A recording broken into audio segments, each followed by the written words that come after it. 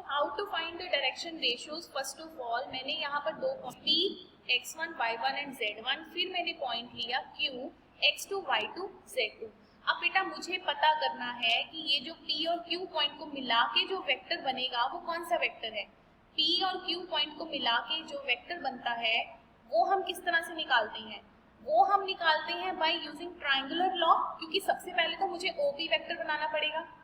देखो ये हमारा O पॉइंट है, सबसे पहले हमने कौन सा वेक्टर बनाया? OP vector. ठीक है, OP वेक्टर हमारा जा रहा है इस डायरेक्शन में चला गया। उसके बाद हमने जो दूसरा पॉइंट था Q, क्योंकि बेटा वेक्टर जो होता है ना, वेक्टर का जो भी पॉइंट है, जब भी आप वेक्टर बनाओगे ना, आपको उसको ओरिजिन से ही ज्वाइन करना पड़ेगा। मेरा कहने का मतलब ये है कि जैसे देखो ये वेक्टर है, कलर चेंज कर देते हैं ताकि क्लियर हो जाए। ये वेक्टर है, ठीक है। अब ये जैसे जैसे मैं इसको रोटेट कर रही हूँ, ये जो आपको एक एरो दिखाई दे रहा है वो सारे पॉइंट्स हैं। मतलब आप ये पॉइंट ले लो, साथ ज्वाइन कर दो, फिर एक नया वेक्टर बन जाएगा। लेकिन जो बिगिनिंग होती है ना वेक्टर की, वो यहीं से होती है, ओरिजिन से। ये सारे वेक्टर है, ये सारे वेक्टर। जैसे ये वाली लाइन ले ली हमने उसी लाइन को इंक्रीज या डिक्रीज कर दिया, जैसे ये कर दिया। उसके बाद आप कह रहे हो कि इनको मिला दो, इसको और इसको मिला दो, फिर एक ये नया वेक्टर बन गया। तो वेक्टर जब भी बनाना है ना, जो इनिशियल वेक्टर होगा ना, जैसे एक पॉइंट P है, उसका इनिशियल वेक्टर क्या होगा? OP vector. अगर आप पॉइंट Q ले रहे हो, Q का इनिशियल वेक्टर कौन सा होगा? OQ vector. OP vector and OQ vector. फिर बेटा आपने ट्रायंगुलर प्रॉपर्टी लगानी है। अब अगर देखो मुझे क्या बनेगा? OP vector plus PQ vector equals to क्या आएगा बोलो? OP vector equals to OQ vector, क्योंकि OQ लेना, QO नहीं लेना, OQ की डायरेक्शन में ही जाना हमने। तो this is a triangular property. तो हमारा जो PQ वेक्टर है वो किस तरह से हम निकालते हैं? OQ vector minus OP vector. PQ vector is OQ vector minus OP vector. This is your OQ vector, this is your OQ vector minus OP vector. Vector क्या है? x1 i cap plus y1 j cap plus z1 k cap.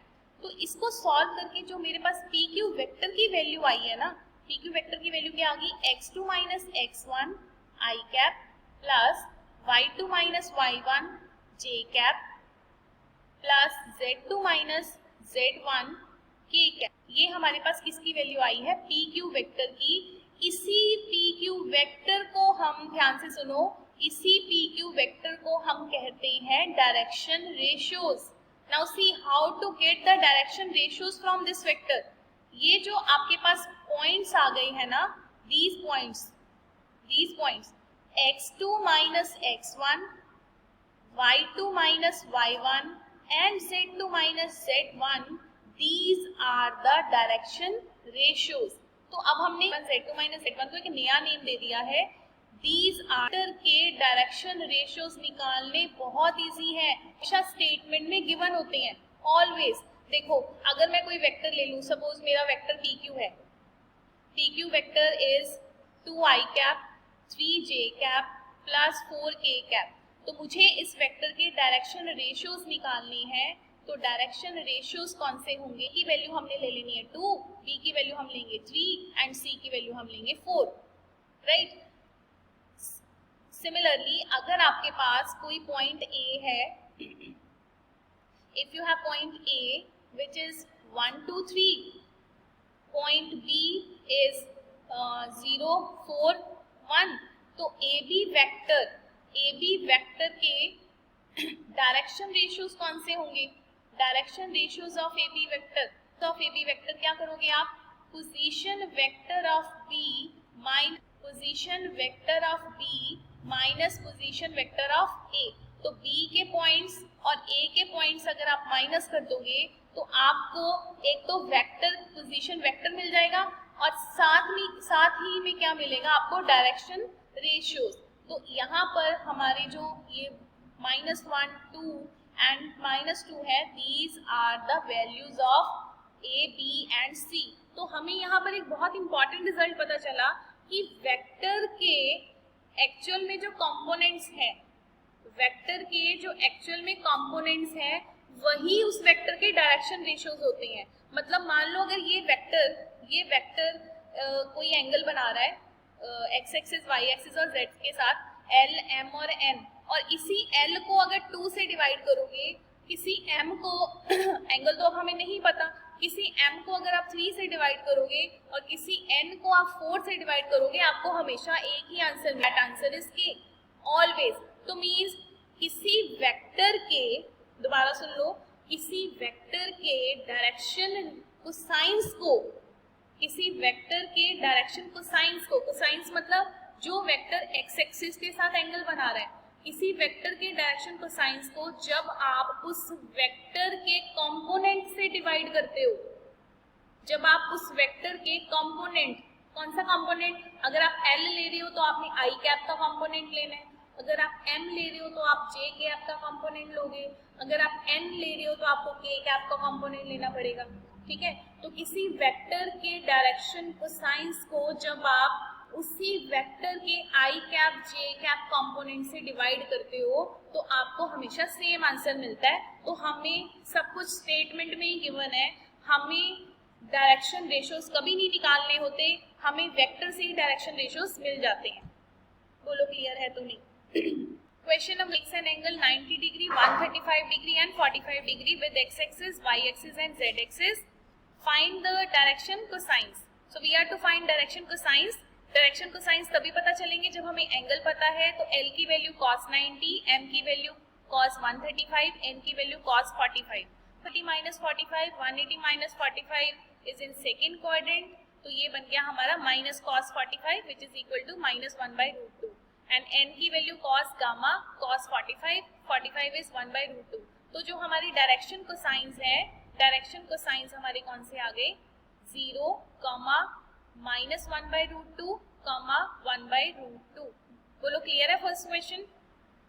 Question number 2, find DC of a line which makes equal angles with coordinate axis. Equal angles means alpha equals to beta equals to gamma। ठीक है, all angles are equal। ठीक है, इसका मतलब ये हुआ कि जो हमारी एलयू थी वो थी cos alpha, m equals to cos beta and n equals to cos gamma, तीनों को हमने सेम लेना है। सो l की वैल्यू m की value cos alpha and n की वैल्यू भी cos alpha, because alpha beta gamma are same. Also we know that l square plus m square plus n square equals to 1। इसको हम solve करते हैं और यहाँ से हमें अल्फा की वैल्यू मिल जाएगी। तो हमने इसको सॉल्व कर गामा की वैल्यू निकाल ली 1 बाई रूट 3। तो हमारे जो डायरेक्शन कोसाइंस है वो कौन से होंगे, by root 3 and plus minus 1 by root 3। तो मैंने यहाँ पर प्लस माइनस क्यों लिखा है, अगर आप प्लस की बात कर रहे हो तो आप एंटी क्लॉकवाइज मूव कर रहे हो, अगर आप माइनस की बात कर रहे हो तो आप क्लॉकवाइज मूव कर रहे हो। ठीक है, क्योंकि देखो बेटा अगर यहाँ पे अल्फा एंगल बन रहा है तो इसका जो क्लॉकवाइज एंगल होगा वो कौन सा होगा, पाई माइनस अल्फा। आपकी बुक में ना गिवन है ये पाई माइनस अल्फा, तो ये हम क्लॉकवाइज बना रहे हैं, यहाँ पर हम एंटी क्लॉकवाइज बना रहे हैं। तो एक आंसर हमें पॉजिटिव और नेगेटिव हमने दोनों लेने हैं, हमने इग्नोर नहीं करना नेगेटिव साइन को, because in the geometry negative sign is for clockwise, negative sign is for clockwise. Question number 3,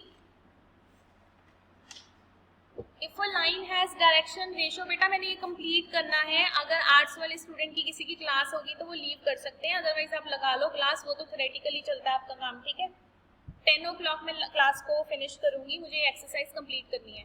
if a line has direction ratio -18, 12 and -4, then what are the direction cosines. तो देखो बेटा direction ratio given है, direction cosines हमने find करनी है। तो कैसे find करनी है, I am repeating again, you know that कि डायरेक्शन कोसाइंस को डायरेक्शन रेशियो से जब डिवाइड करें m अपॉन b भी के इक्वल है और n अपॉन c भी k के इक्वल है। ये हमारी बेसिक डेफिनेशन है direction ratios and direction cosines की। फिर हमने रिजल्ट बना लिया कि l की वैल्यू a के आ गई है, m इज b के एंड n इज c के। उसके बाद हमें रिजल्ट पता है कि l square plus m square plus n square होता है 1। तो मैंने वहां पर l की वैल्यू पुट कर दी, m की वैल्यू पुट कर दी है, n की वैल्यू पुट कर दी है। तो आप इसको सारा सॉल्व करोगे तो आपको बेटा k की वैल्यू मिल गई है 1 upon square root of square plus p square plus c square. किसी को कोई डाउट है तो बोलो। According formula l equals to a के, k की वैल्यू हमने पुट कर दी है अब सारी वैल्यूज उठा के यहाँ पर पुट कर दो, क्योंकि आपको ए बी सी तो पता ही है ना। L इक्वल्स टू ए की वैल्यू है -18 और k निकाल दो 1 upon square root of square plus -4 square, 18 square plus 12 square minus 4 square. कोई मुझे बताएगा कितना आंसर आ रहा है इसका स्क्वायर रूट में?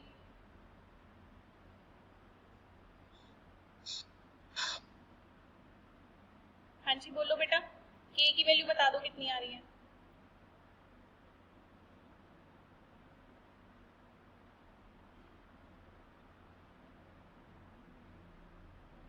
हाँ जी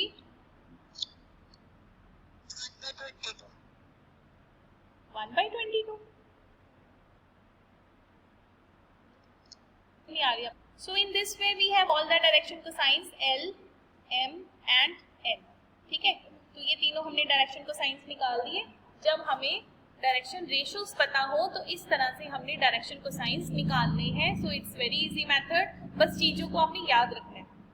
मैंने एक फॉर्मूला होता था कि अगर हमारे पास दो लाइंस हैं और उनकी अगर रेशियो सेम आ जाए, जैसे A1 अपॉन B1 याद हो तो किसी को, A2 upon B2 equals to C2 upon C1 upon C2 याद है, तो हम यहाँ पर कहते हैं कि लाइंस आर, हाँ जी यस हाँ चलो, हमारे पास 10th क्लास में लीनियर इक्वेशन में एक मेथड था, 3 मेथड थे कि लाइंस परपेंडिकुलर हैं तो क्या होता है, अगर लाइंस कोलिनियर हैं तो क्या होगा।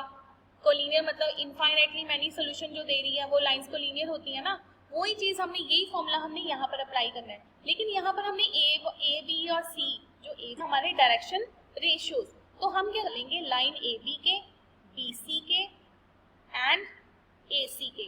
ठीक है, तो ए बी और बी सी के अगर हम डायरेक्शन रेशियोज निकाल दें और उनकी अगर हमारे पास रेशियो सेम आ जाती है तो हम कहेंगे कि हमारे जो पॉइंट्स हैं वो कोलिनियर है। तो सबसे पहले हम इनकी डायरेक्शन रेशियोज निकालते हैं। ठीक है, आई एम रिपीटिंग अगेन, जब भी आपने पॉइंट्स को कोलिनियर करना है ना, आप +1 का कोई फॉर्मूला नहीं लगाना, +2 के फॉर्मूले लगाओगे। हम उन लाइंस के डायरेक्शन रेशियोज फाइंड करेंगे, हम डायरेक्शन रेशियो फाइंड करेंगे ए बी का और डायरेक्शन रेशियो फाइंड करेंगे बी सी का। तो ए बी के डायरेक्शन रेशियोज फाइंड करने का मेथड क्या था, b minus A, position vector of b minus position vector of a। Similarly direction ratios of bc, position vector of b minus position vector of a। Afterwards हम ये check करेंगे कि a1 upon a2, b1 upon b2 और c1 upon c2 है या नहीं है। ठीक है, सेम रेशियो दे रहे हैं या नहीं।